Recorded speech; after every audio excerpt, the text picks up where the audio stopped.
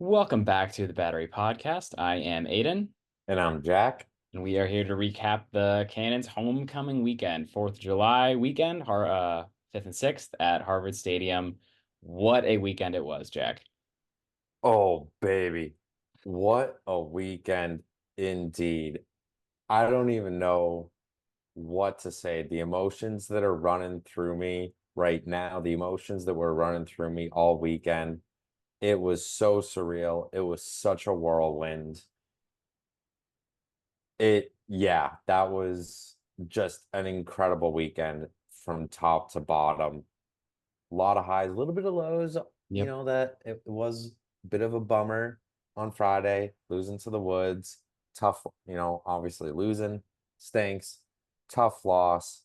So in terms of actual lacrosse play, he had definitely a range of the low, losing the Woods, and even being down 7-2 early to the Dogs yesterday, but then the highs of obviously the comeback and how great that Boston Philly game was yesterday. It seemed like every single time those two teams play is just an electric factory, and we can talk more about both of those games in a little bit, but I think just overall incredible weekend. The crowd was amazing, truly showed why Boston is just such a special city, special sports town. The fans really care. Yeah, I don't have enough good thing. I can't say enough about how amazing the crowd and everything was. Absolutely. I had the time of my life. Yeah. I mean, we don't have the PLL like attendance numbers, but I would suspect this was their most attended weekend so far, and Yeah, probably will be until maybe the playoffs or the final. Obviously, you can't exactly, calculate it the same with the playoffs all being on one day versus these weekends being two. But I mean, right. yeah, the crowd, especially for that final game against Philly, was massive. Hopefully everyone listening to this was also at the games. If you're in and around Boston, I really hope you were at Harvard this past weekend. But I know we have fans who are not necessarily in Massachusetts or New England at all. So um, Well, if you hopefully they didn't, were watching it on ESPN2 last night because yeah, that was a roller coaster of emotions in that game. yeah, Such good entertainment. So if for some reason you weren't watching that game, which again, if you're listening to a podcast about the Cannons, I feel like you probably saw the game. yeah, But if somehow you missed it, please go into the ESPN archives and watch the replay. It was incredible, very much worth the time to sit down and watch the thing in its entirety. yeah. And I mean, at the very least, like if you need a juice up moment at any point this week, I would say especially watch the Holman 2-pointer that tied the game at 7, or the Verdaro goal where the Cannons finally took the lead 11-10. Like those two moments, that was the loudest crowd I've heard at a PLL event, both like in person and on the broadcast. It was insanely hype at those two moments in It, particular, and then obviously, when they finally like the final whistle blew and the Cannons got the dub. yeah, it was special being in the crowd, just the pop of the crowd. And, I heard it from people texting me, both friends and people within the PLL, talking about how great the crowd was. Mike and Paul were raving Yep. about how how good the crowd was. Yeah, And I heard RJ say to another employee, like off camera, not hype for the vlog or whatever, that this was the best regular season weekend they've ever had. And so we want to obviously thank all of you who went out to the game. The people who listen to this, and the other 10, 15,000, however many total people it was that wound up at Harvard Stadium this weekend, because you made for an amazing atmosphere. All the players and the coaches had amazing things to say about the energy that everyone brought, and we're part of that. But if it's just the two of us being the battery, it doesn't really do much. So thank you to everyone else in our section and in the stands. It was amazing. it truly it truly was. Yeah, Yeah. I think we could drone on and on about how great the weekend was, and there's so much that we could talk about, but You want to dive a little bit into the two games Yeah. themselves? Talk Yeah, I about think what we saw we on gotta the start field. off on the low, unfortunately, Hmm. just given that it happened first, with the Cannons That's the losing, last the thing. Redwoods getting their first win of the year. And Ugh. first off, I want to give a lot of credit to DJ from outside the box. I think just about every change he said the Redwoods should try to make, they made, and it paid off for them. Hmm. We had Chris Gray down at attack. We had Wes Berg coming out of the box. What were the other ones? Well, Owen Grant's still hurt. We had Ricky Miezan getting into the lineup, I believe, for the first time this year. Yep. He's always a bully boy. And then we had Jack Kelly with just a fantastic game. 13 saves on 7 goals allowed. So, well, 65% there. Just an amazing game. And TD Erlin, I think, yeah, had 170% of the 70, yeah, draws. 12 of 17. I got that in front of me as well. Yeah, and I think especially in the fourth quarter was when he was at his most dominant, which is exactly what you Hmm. need from your goalie and from your faceoff guy. Yeah. Um, so the story of that game is the Cannons were up 7-5 going into the fourth quarter. And they wound up losing the game 9-7. So getting outscored 4-0 in that fourth, obviously not how you draw it up. I feel like it's the very least you expect to score in every quarter. And Yeah. that, And they went up 7-5. It was 4 minutes to go in the third quarter. So the last 16 minutes of the game yeah, being held off the board is just props to the Woods for just yeah, absolutely clamping down. Only giving up 7 goals in general is impressive. And absolutely. the fact that you got to seven, you know, at 4 minutes to go in the third, and then nothing for 16 is ridiculous. Yeah, they So, a lot of credit to their defensive personnel and their defensive plan. I think you saw, especially after the week the Cannons had against the Archers with the record-setting number of twos, yeah. they really pressed out on the midfield. Particularly on Hmm. Campbell and Aslanian and Connor And Kirk. Renner. Yeah, the guys who had scored those two so far. Holman has had one, got a second. But very little production from the midfield. We had Holman with 4 goals, and then we had, I think it was Verdaro, Nolting, and Trainer with one each. So, really, Holman was the big threat there, as he, perennially is. I mean, he's one of the best goal scorers of all time, Yep. but nothing else. And the defense, I mean, we saw it especially in the final possession when the Cannons actually like needed a two because there was less than a minute left in the game. But all game, the Cannons, or the Redwoods midfield, or sorry, the Redwoods defense was pressing out on the Cannons midfield, not letting them dodge well, not letting them get their hands free. And Aslanian, I think, with a couple minutes to go, had probably the best open look for a two that we saw in the game. Hmm. And we know he can shoot it really, really hard, but I think he went high to high stick side on Jack Kelly. And after the game that he was having, that just wasn't going to be good enough. And unfortunately, um, Cannons get their second loss. Redwoods get their first win. I am, a little bit happy for them. It's tough to go winless. We've seen certainly the Cannons have had some rough years. So now that these two aren't playing again, I definitely hope they get a little closer to 500 because they've been a team that I liked before the Cannons were in the league, and it sucks to see a team go winless or go 1-9, 2-8, something like that, unless it's Philly. I mean, yeah, I guess it's brutal. I just wish that they could have gone winless into the All-Star break and then Yeah, picked up that first win in Fairfield in a couple of weeks. yeah, Would have totally been agree. really sweet to get the homecoming sweep, but didn't happen. But you know what? Just gives us something to play for next year. Not that they wouldn't have something to play for, but Yeah, can have that chip, carry that. They carried a chip on their shoulder, I think, into last night's game, or well, Saturday night's game. When you're listening to this, we're recording Sunday, and then next year we can go for that 2-0 absolutely. sweep. Yeah, absolutely. Assuming the PLLs. Yeah, I would imagine their schedule is probably going to be the same next year. The Yeah. homecoming Well, weekends. the homecoming passes are already Oh, right. locked for this year, next year, so I imagine 20, obviously the 2025 schedule hasn't been dropped yet, but I imagine that it's going to be set up in the same way. Yeah. that this year's Most was. likely, yeah. And I think more players did like it than I thought they would. Obviously the physical recovery side is a challenge, but I know Holman said pregame, and I think we've heard from other players as well that they kind of appreciate, especially after a loss, to have the chance to rebound and get that taste out of your mouth a day later rather than waiting a week or especially Hmm. if you have a bye week and now with the All-Star break, you wind up being 2, 3 weeks before you get a chance to finally play again.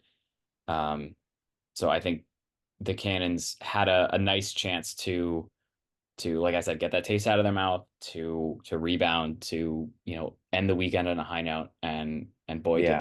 they. Yeah. And well, also, I forget who was saying it, but I think they also liked it because, they're not together all week long practicing, that it's usually coming in the day before, one practice, walk through whatever it is the day of, and then the game. And Yeah, so the fact that they're able to play on back-to-back nights just helps them mesh even more, learn tendencies, just like you say, they play one night and then they're able to rebound the next night. Well, if they made some sort of mistake the night before or something didn't go a certain way, they learn from that mistake. And instead of waiting a week to implement it, they have a chance to implement it or change things the very next day and just build that connection more with their teammates. yeah, I agree. So maybe now we'll switch to game number 2 against the Water Yeah. Dogs, which did go the good guys' way this time.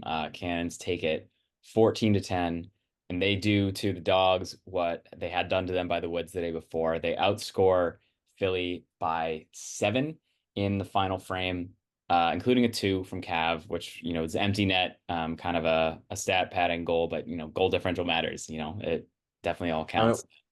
it, Yeah, it yeah, not only does goal differential matter, but it was 12-10 at that right. point. So it's still a one possession game. If they just, mess around with the ball and God forbid, like a bad pass gets picked off, the Dogs did have a chance there technically to go down, rip a two, tie it, and send it to overtime. So Sure. if they're gonna press out and leave the empty net, yeah, you gotta bury that there. I think I was rewatching the highlights and heard Kark talking about, or not Kark, it was Boyle saying that normally in a situation like that where they're pressing out and you're just trying to run out clock, that he normally wouldn't recommend shooting.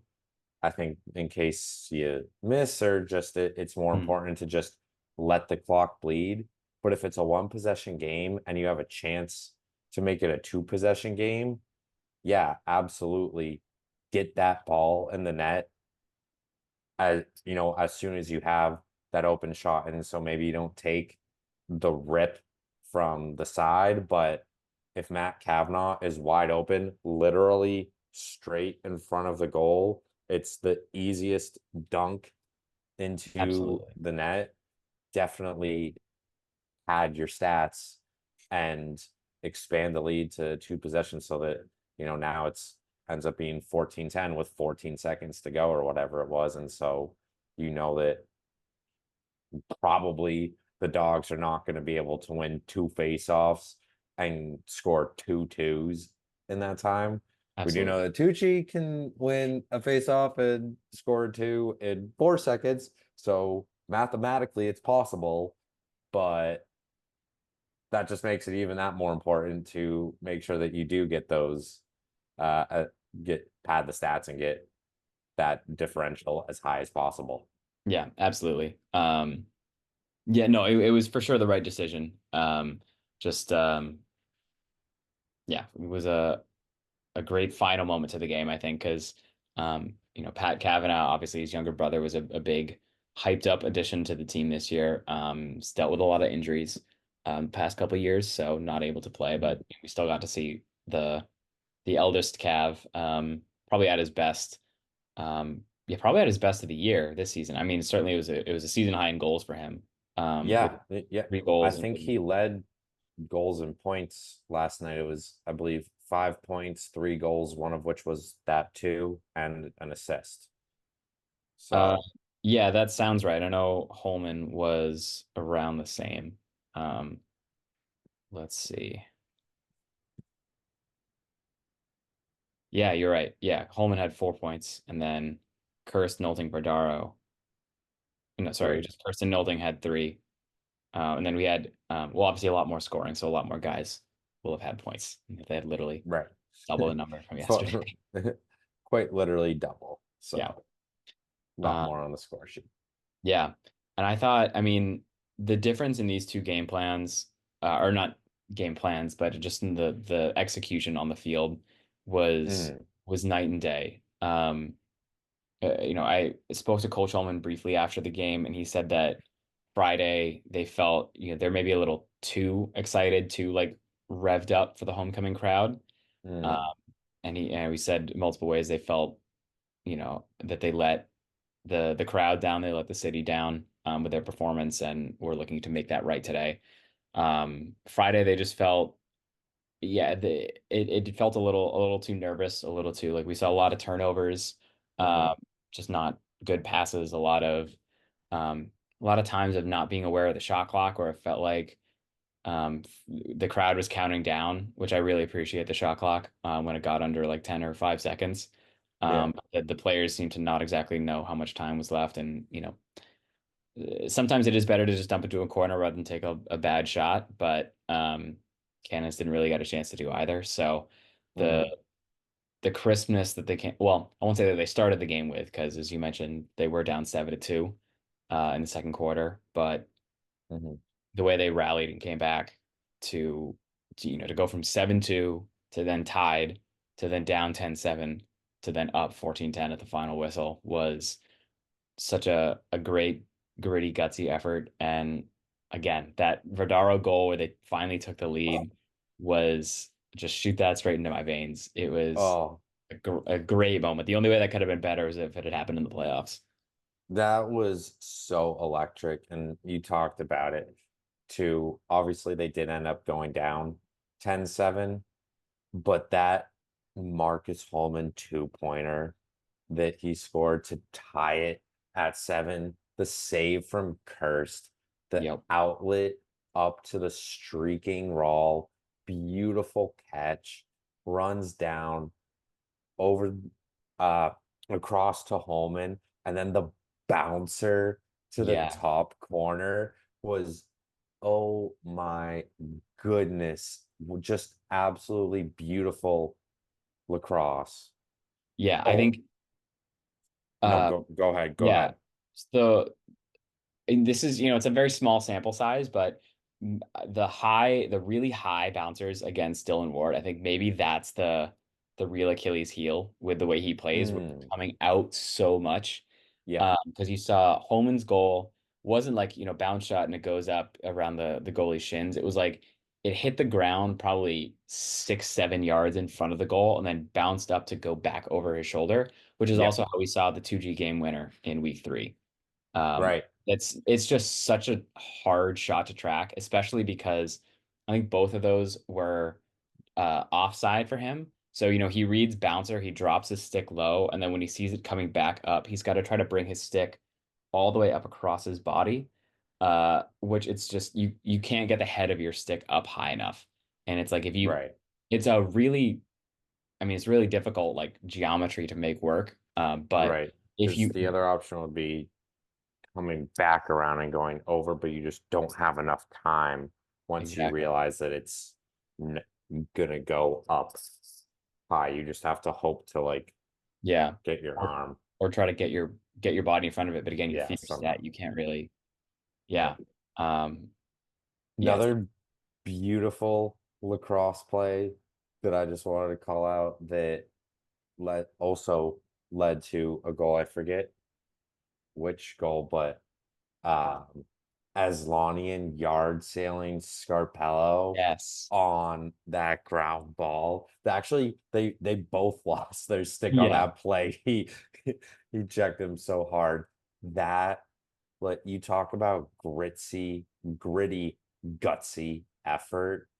That is, oh, that's another play that I just want injected into my veins. That is absolutely the kind of mentality that I love out of my Boston sports teams. That blue collar, dirty work guy, Chris just getting Yeah. that ball, and then Asher ended up Marcus. dishing to someone. But Yeah. yeah, Yeah, I because it think was Scarpello had one hand on a stick just approaching the midline to pick it yeah, up. And then Aslanian times it perfectly. Both their sticks fall out of their hands. yeah, So of course you can play without your stick, but you can't pick the ball up without it. So it just right, made it so easy for Marcus to grab the ground ball. right. That should set up the offense. And I believe they did score on that possession. Yeah, I Um, forget which goal that that would have been was, cutting into but the deficit. I think it was late third it quarter. was cutting into the depth. I think that's the one that made it 10-8, or it might have even been 10-9. Mhm. I think it might have been the one where was that the one where Trainer looked like he was gonna rip from two and then Oh, dished across to Cab. across Yeah. to Cav, uh, not on the crease, but inside, Yeah. sort of. It might have been that one. Yeah. I think you're It right. Yeah, definitely so that did was. make it 10-8. Yeah.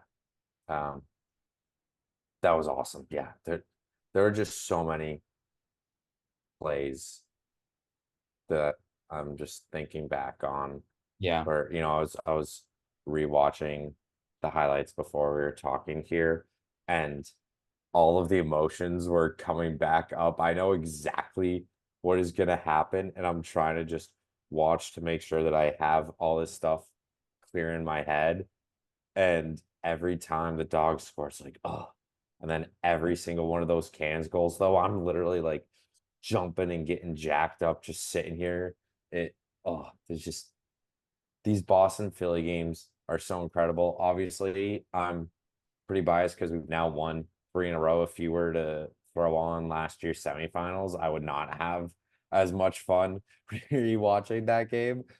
But from an unbiased fans' point of view, I bet so. AJ and Ryan probably are not gonna say that they're enjoying these games, but I think if you asked any of the other groups, but from the champ series to the Boston Philly game in Philly a couple weekends ago, and then last night, as just a pure lacrosse or just sports fan in general, Boston Philly is just theater. It is the fact that Boston Philly is already, a rivalry in general in other sports, I think works in the PLL's favor, that they're trying to hype up that we have a Boston Philly rivalry now in the sport. And obviously there was a bit of a rivalry already there with the Cannons and Water Dogs even before the city affiliation. So it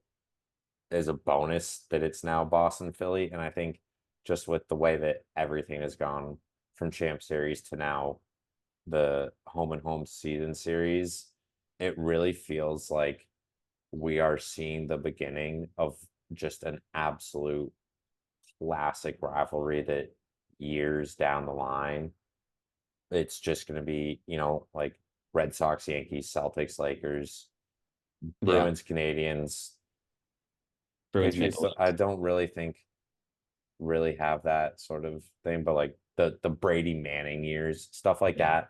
Like I feel like Cannon's Water Dogs is trending on that same level, which is just so cool. Oh yeah. I'd say I mean it's for sure the best rivalry in the PLL right now. Yeah, Uh, maybe I mean it's certainly the best professional rivalry. I'm sure the real college lacrosse diehards would still, say it's like Hopkins, Maryland and or Q's Hopkins, something like that.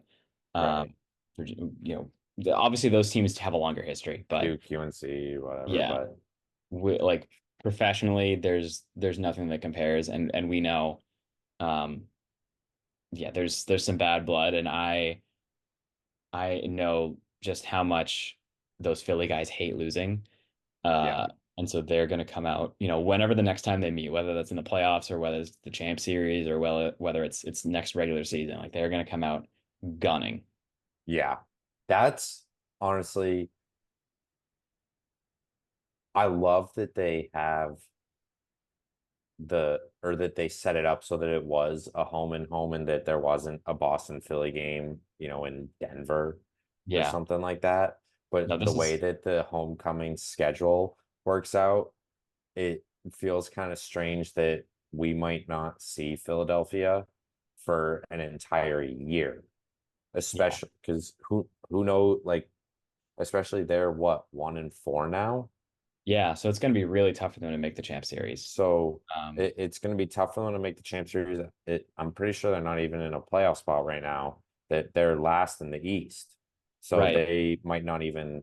If things hold, obviously there's a lot that can happen. We're only halfway through the season, but technically, not even technically, the Water Dogs are in last place. They're not currently in a playoff position.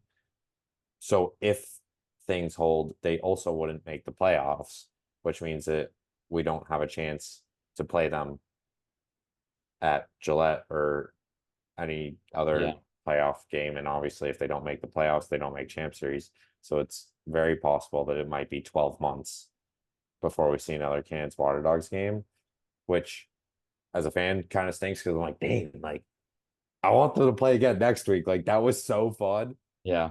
But I think from the player perspective, to your point of Philly hating to lose, if they have to wait 12 months before they get another shot at the Cannons, then next year, the first Cannons Water Dogs game, I feel like is just there's gonna be so much pent up aggression and just desire, and it's just gonna be kind of bananas, honestly. I Yeah, feel like I'm totally expecting it to be.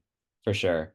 Um, yeah, I think I definitely I mean I certainly don't think they're going to finish as a one-win team. Maybe we can do some playoff predictions when the Cannons have their bye week, although that's pretty late in the year. I Yeah. would I think I would expect the Dogs to surpass the Whipsnakes in the standings. Um, we'll see. Because they're 1-4, the Whips are 2-3. So it's not out of It's the only a game behind. right. And I don't believe they've played yet. Um, no, you wait, No, yeah, they sorry, they did. played in Philly. They played in Philly. Yeah, so they have one more game, um, which I think again, not that Stathis fixes everything, but him and Hannah as well. Um, and Yeah. you remember Krebs had that unbelievable save on McCardle in overtime before Rambo scored the OT winner. So that game definitely could have gone the other way. Um, Right. I just trust Philly more than the Whips at this point. Obviously they beating the Atlas was amazing, but um, they kind of came back to earth. Maybe we'll talk about the other two games briefly here at the end. Um, Yeah. but I definitely expect Philly to climb a little bit in the standings, at the very least to surpass Maryland. And I definitely think they're better than yeah. They're Anyway, better than their record shows yeah, for sure. absolutely. Which is evident they were 1-3 and had a positive goal differential. So Yeah, that's kind of yeah. nuts. Um, But do we I want think to touch on those? Oh, sorry, were you going to say something? I was going to suggest we just touch on the other two games real quick. yeah, I mean, I just briefly wanted to mention I didn't realize this when we were in the stadium live, but rewatching before we jumped on here that Michael Sowers missed a lot of that fourth quarter. Yeah, I realized that too. I was reading, I can't remember now if it was uh, Kevin Brown on Inside Lacrosse or Sarah on the PLL recap, but one of them mentioned that he spent the last 4.5 minutes of the fourth quarter on the bench, and there was no context given, like, oh, he was hurt or something. It was just he spent the last 4.5 minutes on the bench, and I was like, wait, what? He did? It Why? did. It looked like he tweaked something in his leg. Okay. Yeah. So he was limping a little bit, trying to stretch it Mhm. out. So something happened there. Makes sense. He's running a lot. He's obviously a quick, shifty guy. Um, and so yet again, we're wondering, a Boston Philly game, what happens if Michael Sowers plays the whole thing? Um, and both of those games have gone Boston's way. So So it's I definitely I ain't you gonna still had five complain. points. Um, Yeah. I so I think well we talked about in their week 3 game that it was Sowers and McCardle and not many people else. It was a little more balanced this time around. Having Jack Hanna makes things a little easier, and Courier didn't have to take face off, so he could get much more involved. Um, Yeah. but without Sowers, I think that offense definitely does not run the same. And unfortunately for Philly, that happened. That they lost him after they had already lost the lead, and so they really needed a goal. But works out for Boston yet again. Yes, it does. Yeah. Yeah. So now let's just briefly mention the other two games this weekend. So we had the Atlas absolutely demolishing the Outlaws in a game that I think we most people thought the Atlas would win, but not by the margin they did. It was No. I think 12-2 at halftime, and then the final was 17-4.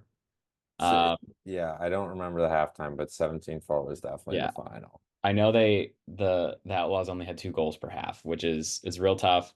Entenmann, so I mean the two big stories. Entenmann, Yeah, like what? Like 80% save percentage, I think. yeah, Close to let me it, or at least get at the some actual point he number. was at 80. Like, I mean the and not point is like, oh, 4 goals yeah, allowed is yeah, kind of nuts. yeah. And I think then he's kind of good at like stopping a lacrosse ball from yeah, I getting think past him. drafting him was probably the right decision Yeah, for the Atlas. yeah. That's annoying. They didn't put him. Oh, here we go. Goaltending. Entenmann, 77.8. So 4 saves, 4 goals rather on 18 shots. So 4 goals, 14 saves. Wow, Yeah. And then wow. Jeff Teat tying the Tying. PLO record in points with 4 games left. So um, Yeah, the All-Star break, and yeah. he's already So tying unless it. he doesn't play those 4 games, I think it is very, very likely that he will set a very high new bar for Well, to and cross. I was seeing that he also is on pace to finish right around Rob Pennell's Yeah. all-time PLL record of like 73 or something like that. And that was set back when the MLL was playing, I think 14 games or at Yeah. least 12. Yeah, And somewhere around there. They Teats got a chance to do it in 10. That's yeah. crazy. Not to mention, the Atlas are definitely making the playoffs. How many more points is he going to score there? Um, Right, yeah, we are going to right. see. But I I think know it that doesn't the count. record is the regular season. Right. Um, I certainly would not be surprised if he set a record for points in a single postseason as well. Uh, True. Although maybe he'll get hurt, or not hurt, literally hurt in the sense of they won't play a first round game most almost definitely. No, not almost definitely. Well, we'll see. Yeah, if they're the first seed, they'd only have 2 games to play, not 3. Right. And I mean, the Cannons are only a game behind them right Right. now. So if So just they, like the Water Dogs could easily pass the Whips, Cannons could easily, for sure, well, I don't know about easily, but yeah, mathematically easily, they only have to win one more. mathematically, it's very possible. Yeah. So the Cannons have, yeah, 4 games left, so they have to win one more than the Atlas, and their next game is against each Yeah. other. The Atlas, of course, have a much higher goal differential because Jeff Teat, but Yep. if the Cannons win, they'd be level. They'd both be 5-2. So that's something extra to root for when Yep. we see the Cannons again in 2 weeks in Philly. It's not in Philly, That's in right. Fairfield. And Uh, then the other game of the weekend, yeah, Utah Archers. versus Maryland. Yep. Um, Archers get the win, which again, was, I think expected. I'm sure you've all seen the Connor Fields goal highlight by now. If not, That just was open ridiculous. Instagram and it'll be there. D- I know. Between the legs again, and this time top corner. It was also Yeah. his weak hand. Yeah. The Well, fact that he has the strength to do that is nuts. I know, like Josh Byrne, that the one he did in the bubble that kind of again went similarly viral, was like skipped along the ground. So it was like a low one that just went through past, I think it was that was against the Archers, I believe. So it would have been Gittleman at the time or Adams, just past their ankles, Mm, versus this one went over Krebs' shoulder yeah.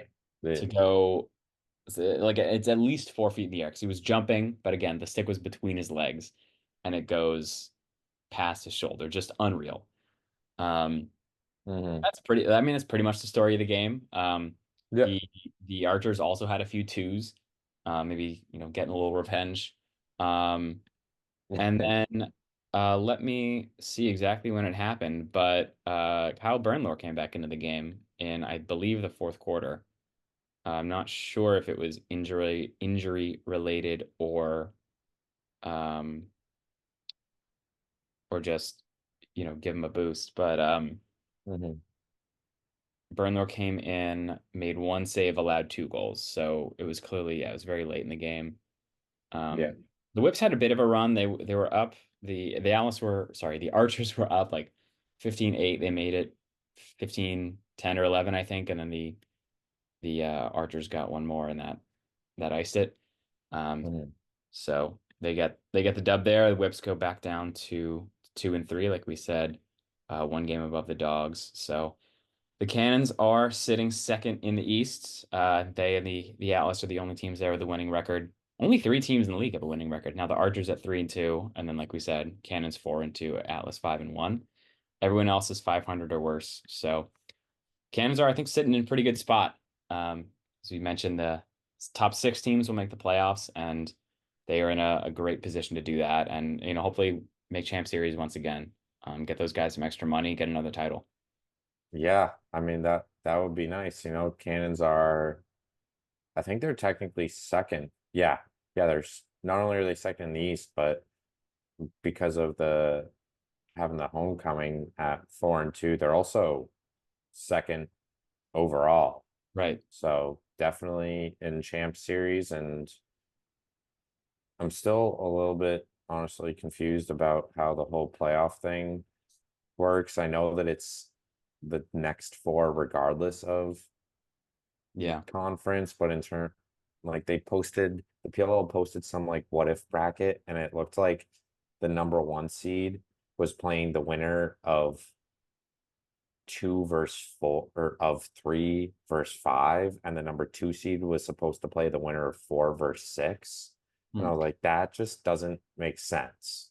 No, I think they should. I mean, you know, the Rabels So didn't like, ask us, but I would love if they just seeded. So, if it's three versus six, it's four versus five, and the lower seed plays the one seed. yeah, so I'm that didn't make any sense. That very well might be it, but I'm just gonna assume that will technically be the three seed and play the six seed, which would actually be the Whips right now. Yeah. But And yeah, famous last words, but I definitely feel good about that. After but their week, was it two or three? Week two matchup. Um, yes, two, yeah, week two. that was week two. Yes, because three was the Dogs. Yeah, all right. So that about covers it, I think. We will we'll be back later in the week, either talking about the All-Stars or perhaps with an interview. But one way or another, we will see you a little bit later. I hope you all had a wonderful homecoming, a wonderful 4th of July, and go Cannons. Go Cannons. Boom. Boom!